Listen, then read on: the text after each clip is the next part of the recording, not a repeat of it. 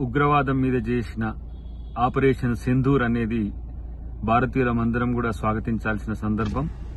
అంతేకాకుండా అంతర్జాతీయ సమాజం నుంచి కూడా పెద్ద ఎత్తున భారతదేశానికి మద్దతుగా వస్తున్న ఈ క్రమంలో భారతీయులందరం ఏకమై భారత ప్రభుత్వానికి మన సంపూర్ణ మద్దతును తెలియజేస్తూ పాకిస్తాన్ చేస్తున్న ఇలాంటి వివాదాస్పద కుట్రలను తిప్పికొట్టడానికి భారత ప్రభుత్వానికి మన సమర్థన భారతీయులందరిది, అన్ని రాజకీయ పక్షాలది, పౌర సమాజానికి అవసరం.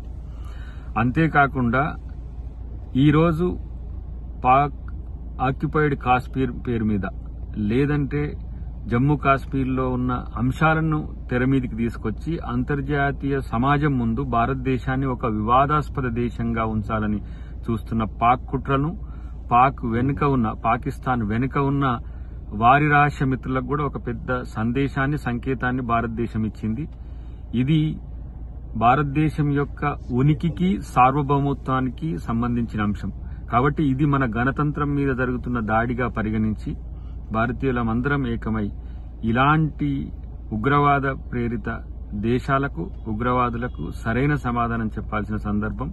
భారతీయులమంతా ఏకోన్ముఖమై పోరాడాల్సిన సందర్భం. కాబట్టి అందరం ఏకతాటి మీద నడవాలని, మన శాంతి భద్రతలకు విఘాతం కల్పించే వారి పట్ల జాగ్రత్తగా ఉండాలని చెప్పి తెలియజేస్తూ జై భారత్.